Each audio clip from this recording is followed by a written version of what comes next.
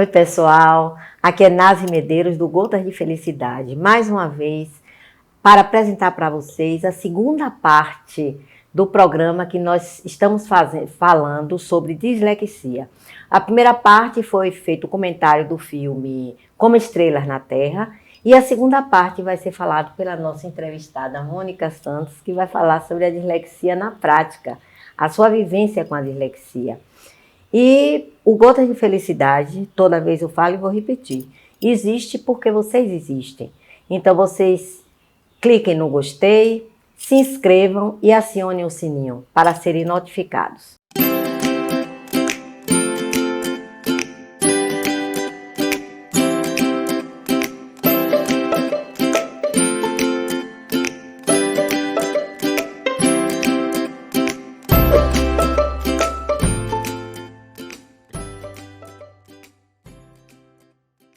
E agora nós vamos falar com Mônica Santos. Quero dizer para você que é um prazer muito grande que o Gotas de Felicidade está aqui com você. Você está aqui no Gotas de Felicidade, porque na realidade as pessoas precisam entender que quando nós convidamos alguém para vir ao programa, a pessoa tem um tempo para se preparar, um tempo para pesquisar e depois tem esse tempo que está aqui para falar, para ser entrevistado. Então é com grande prazer e alegria que nós estamos aqui com você. Você tem um currículo muito vasto, Mônica. Eu gostaria que você falasse para os nossos ouvintes quem é Mônica e você mesmo diz o seu currículo, porque é muita coisa. Ai, não, eu que agradeço. Acho que o Gotas de Felicidade surgiu num período muito próprio, né? Que foi o nosso período daquele movimento da pandemia. E dá para você ter um pouquinho do que é do dia a dia de quem participe, de quem vive. E feito por uma pessoa encantadora como você. Obrigada! Meu currículo é vasto, assim, em termos do corre-corre, né? A gente que tem essa luta do nosso dia a dia. Eu, graças a Deus, tive a oportunidade de começar a estudar. E nesses estudos, o tema, né, que é o tema do dislexia, eu não tenho assim, nenhum conhecimento científico, nem neuro de estudo, mas na prática eu tenho uma experiência minha própria, né, porque eu comecei a ler com 12 anos, né, e a minha filha, que foi detectada depois de 7 anos de idade. Então, um período hoje eu já sou formada, bacharel em administração, mas antes dessa caminhada eu fiz o curso de pedagogia, onde eu comecei o curso de pedagogia e fui pedagoga durante o período, mas eu resolvi mudar totalmente a minha vida e fui para a área industrial, e onde eu fiz o curso técnico de inspeção de equipamento, fiz o curso técnico de eletromecânica, comecei engenharia, retornei para a área novamente administrativa de humanas e concluí agora durante esse período da pandemia um curso de administração em uma pós-graduação. Eu estou falando assim de uma forma rápida, até pelo nosso tempo, e nesse contexto informando que às vezes a gente tem, diz assim, o aluno ele é disperso, ele não sabe o que quer, ele tem que se identificar. E esse identificar, todas essas mudanças de carreira, todas essas mudanças de profissão fizeram com que eu me identificasse e me sentisse confortável. E nisso eu percebi com a minha filha também. E você é tão assim, eu acho você tão inteligente, Mônica. E inclusive agora é coautora de um livro. Eu gostaria que você falasse rapidamente sobre o seu livro. Inclusive o lançamento vai ser agora, né? Sexta-feira cai que dia? Sexta-feira 30. Cai 30. Provavelmente quando esse vídeo for ao ar, já aconteceu o lançamento. Mas fica aqui, eu quero que você deixe a dica de como adquirir o livro. O meu eu já adquiri praticamente, né? Ainda não tenho um livro nas mãos, mas já adquiri. E você é uma pessoa assim, você é 10, sabe? Porque passar por todas as dificuldades que você passou, eu sei porque antes nós conversamos bastante e eu fiquei realmente encantada com a sua história. A história de Mônica Inclusive eu vou lhe fazer uma pergunta que eu acho que praticamente eu já respondi, mas eu quero que você responda. Por que você aceitou o nosso convite para vir? Porque tem pessoas que, inclusive, não gostam de falar sobre esse assunto, né? Que tem pessoas na família. Mas você já me disse por que você aceitou esse convite. Porque mexe muito o tempo físico que você tem que gastar para você se preparar, porque tem que se preparar um pouco para vir para aqui.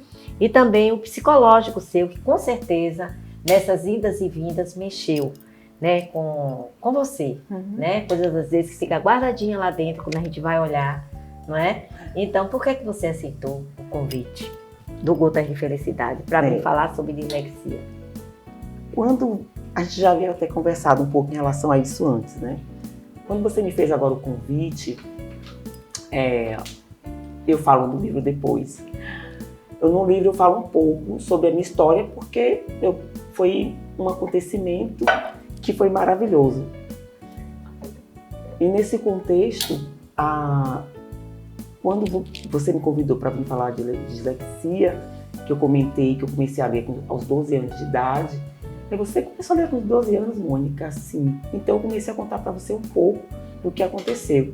Então eu era uma aluna que eu não sabia ler, né? Então eu não sabia ler, mas era inteligente. Porque eu fazia pesca,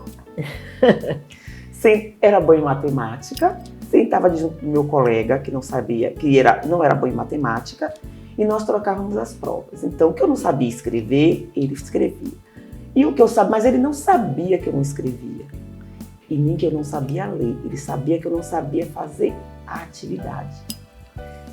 E um dia a professora me encontrou nessa das minhas pescas. E eu fiquei com muito medo e coisa e tal. E conversando com ela, todos foram embora e eu fiquei para o castigo da cópia, né? E ela procurou saber o porquê. Então eu chorei muito e falei que eu não sabia ler, que eu tinha dificuldade, que eu fazia pesca porque eu não sabia escrever a palavra. A partir desse dia, ela me fez todas as perguntas da prova e eu respondi. E depois disso, ela me colocou 2 vezes na semana para eu ser assistente dela na sala do turno da tarde, que era do primário.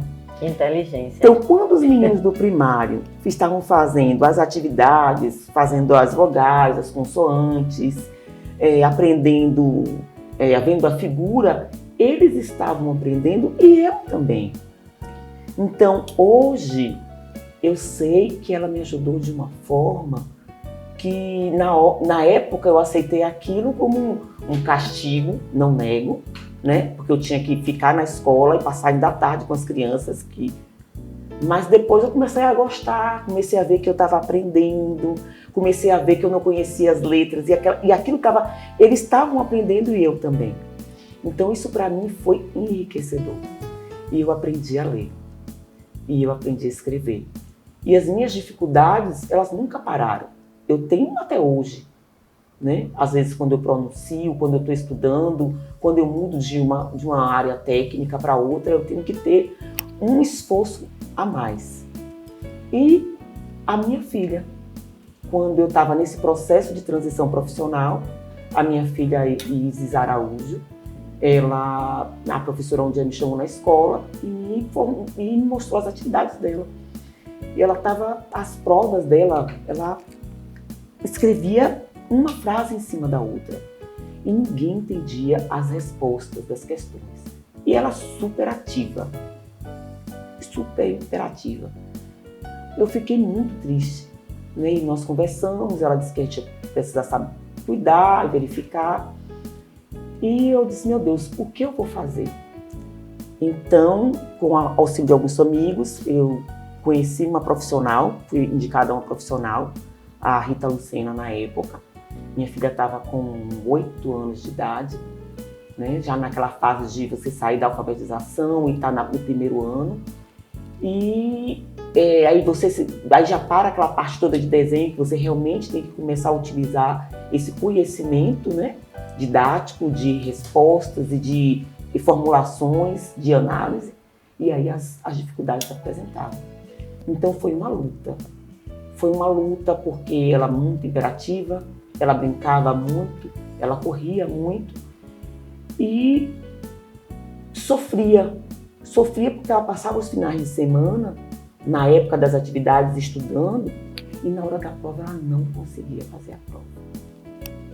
Às vezes a mãe também, mas como tinha outros colegas com a mesma faixa etária de idade, a gente cobrando. Então eu parei um pouco no meu desenvolvimento, que eu estava profissional na época, e dei uma atenção mais exclusiva à minha filha, de apoio para ir para a psicopedagoga, de apoio para levar ela para a psicóloga, de apoio, um profissional para dar um apoio a ela na escola à tarde, colocar ela para fazer as atividades esportivas, porque ela gostava muito de futebol, então ela jogava futebol com os colegas, com os meninos na rua, e futsal na escola, e natação. Então eu preenchia o tempo dela, né, Mônica? Que era para que ela pudesse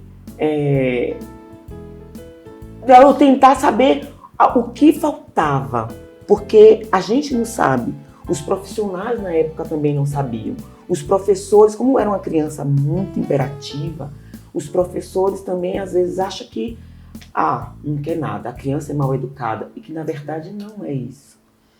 Então minha filha cresceu, né? Graças a Deus hoje ela está com 23 anos, ela concluiu o 2º grau, com todo esse processo de acompanhamento, tanto em casa quanto tanto psicopedagogo e psicológico, que ajuda muito. Ela nunca precisou tomar medicamento, mas ela faz acompanhamento com o neuro anualmente, porque há uma necessidade.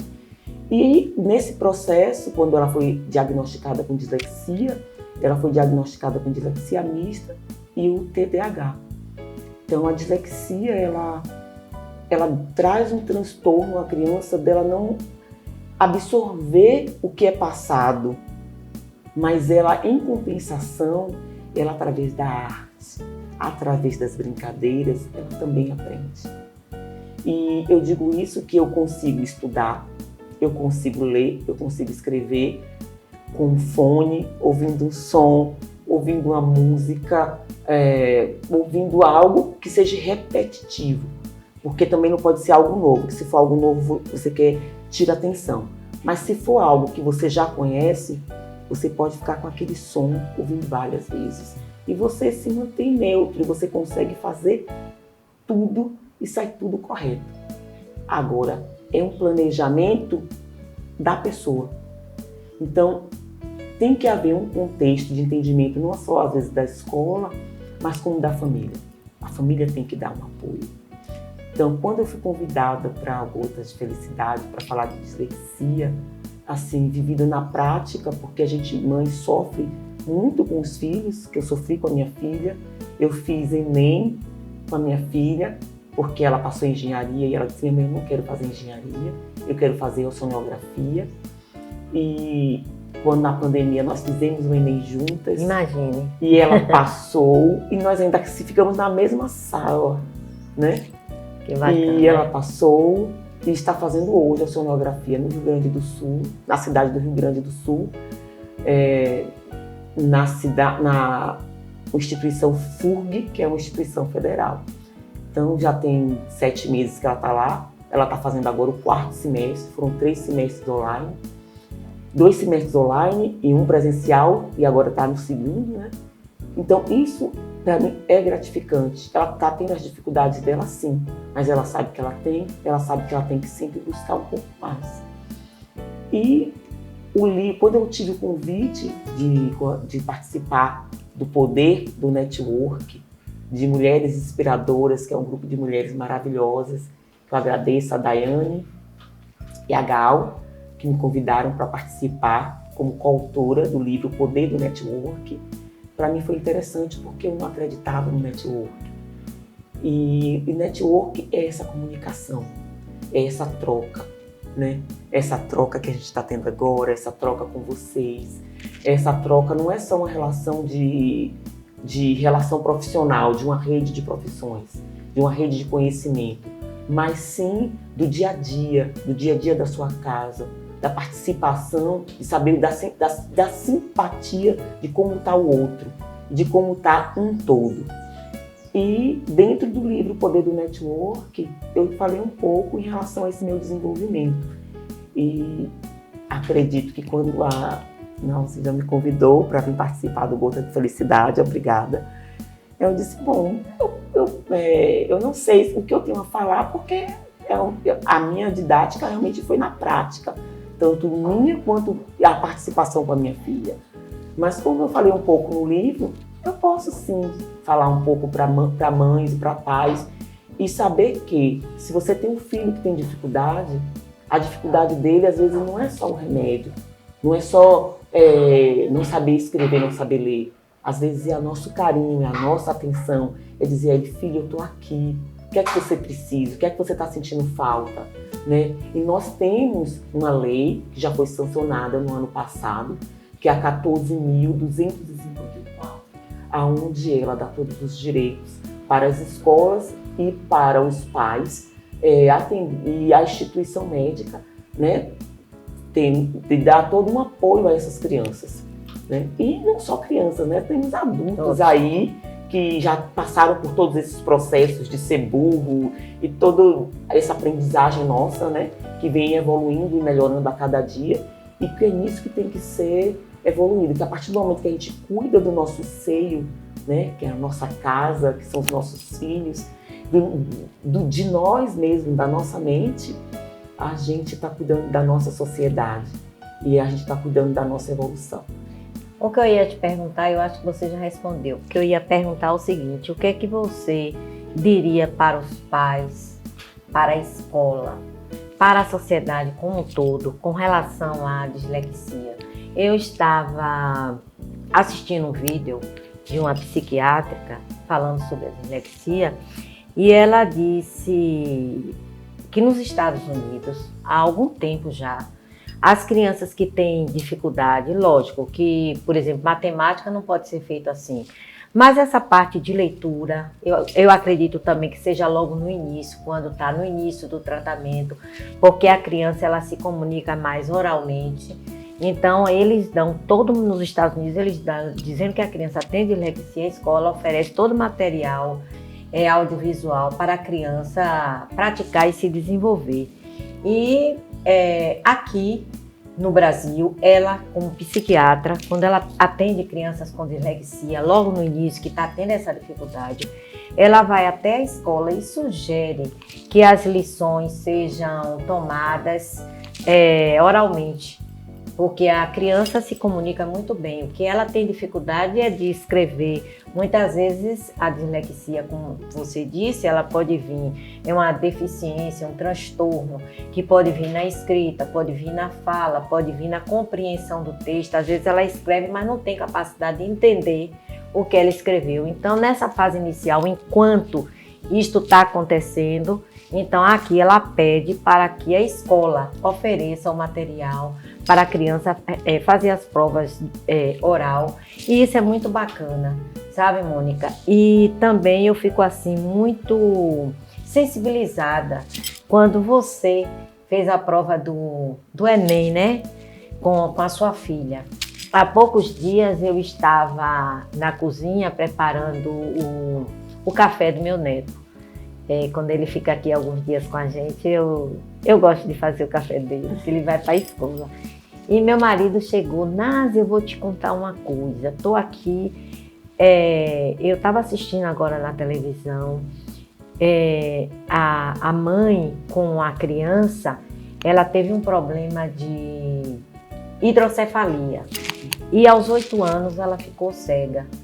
Mas você não sabe do resultado disso, você vai... Aí inicialmente eu fiquei assim triste, né?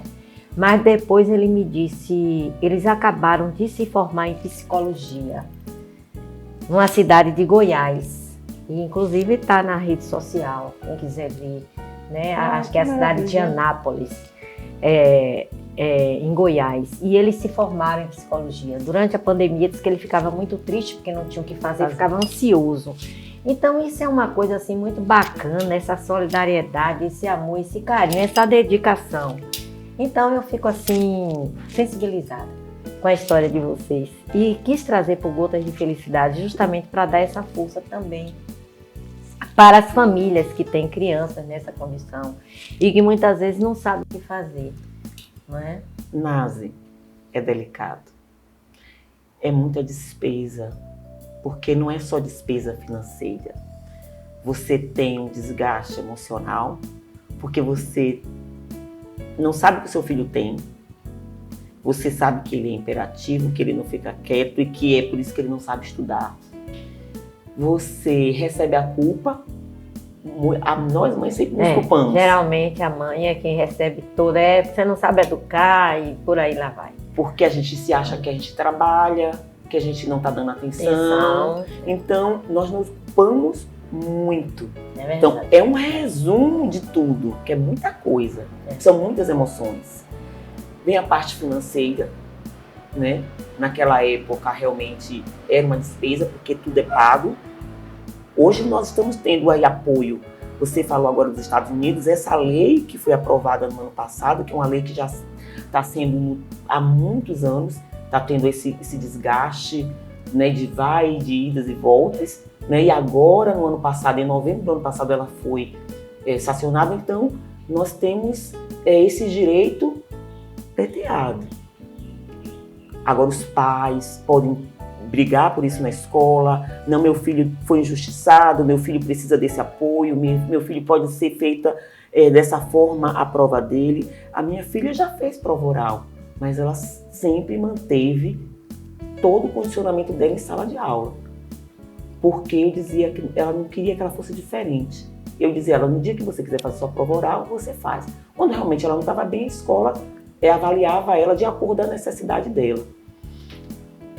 E nisso, é esse apoio que a mãe precisa, é o apoio da família. Né? A família estando junta, sem estar naquelas cobranças, naquelas brigas, mas também estando rígida e estando presente, tanto na escola quanto com o filho, ajuda muito. Ajuda muito porque é um desgaste emocional. Às vezes, os pais, eu, graças a Deus, nunca tive.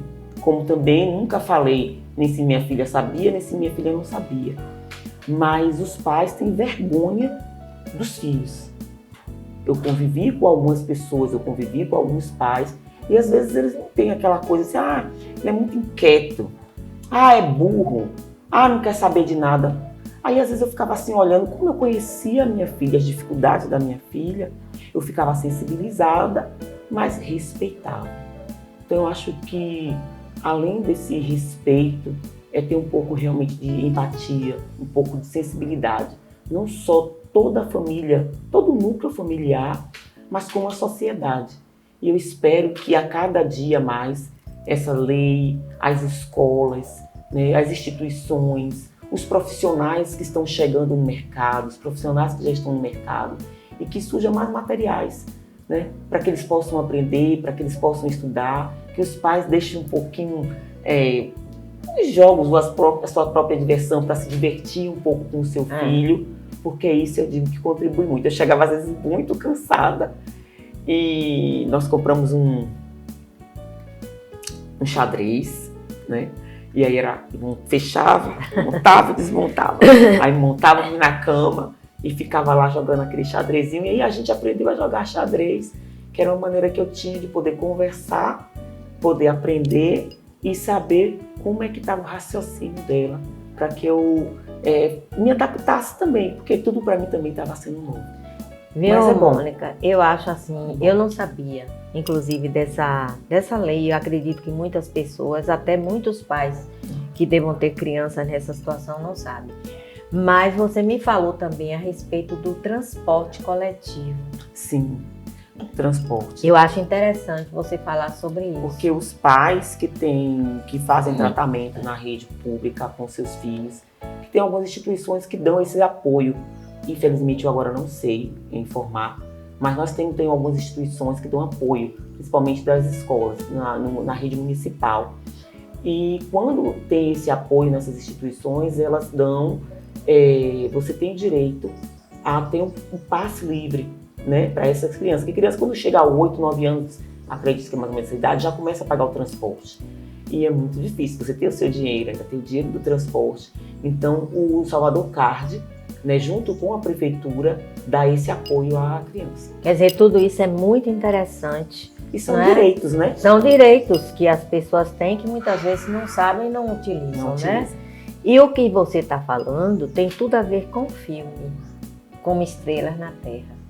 Então o filme mostrava essa inquietação, ele fazia tudo, menos estudar, se concentrar. Ele via os peixes, gostava de brincar com os peixes, gostava de desenhar. Na escola ficava pensando mil coisas porque ele não entendia nada do que estava ali acontecendo.